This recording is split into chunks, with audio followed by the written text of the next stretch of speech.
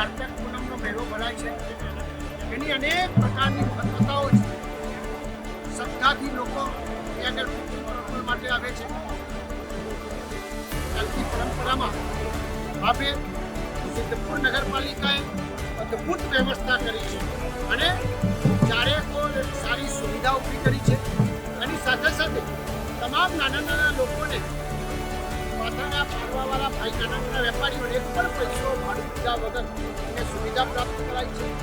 આદરણીય પ્રધાનમંત્રી નરેન્દ્ર મોદી સાહેબે આપેલ સરસ નદીમાં સખત 365 દિવસ પાણી રહે એ પ્રકારની વ્યવસ્થા કરીને ગુજરાતના મુખ્યમંત્રીશ્રીએ અહીંયા ઉદ્ઘાટન કરીને આજે પાણી નદીમાં છે.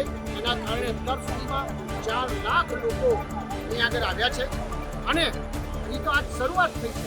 આવનાર સમયમાં 10 લાખથી વધારે લોકો જ્યારે પવિત્ર સ્થાનમાં સ્નાન કરી એમની શ્રદ્ધા પૂર્ણ રીતે કરવાના છે. ત્યારે ખરેખર નગરપાલિકાને અભિનંદન સાથે સાથે 30% મેળાની આવક પણ નગરપાલિકામાં વધારી છે.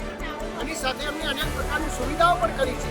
આવું અદ્ભુત કામ કરવા બદલ એમને ખૂબ અભિનંદન આપું છું અને એમ કહું છું કે આપણે બધા સિદ્ધપુરના બધા જ લોકોએ સંકલ્પ કરીએ અહીં આવનાર લાખો લોકોને ક્યાંય પણ તકલીફ ના પડે. જે શ્રદ્ધાથી આવે શ્રદ્ધાથી મા સરસ્વતીના આશીર્વાદ પ્રાપ્ત થાય અને એમની મનોકામના પૂર્ણ થાય એ પ્રકારની વ્યવસ્થા થાય.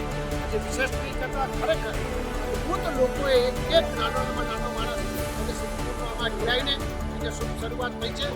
લોકો પવિત્ર સાથે કાર્તકનો મેળો પણ માણે એવી સૌને વિનંતી. ભારત માતા કી જય. તમે જોઈ રહ્યા છો જી ટોક્સ ન્યૂઝ. સાચી ખબર સાચી દિશા.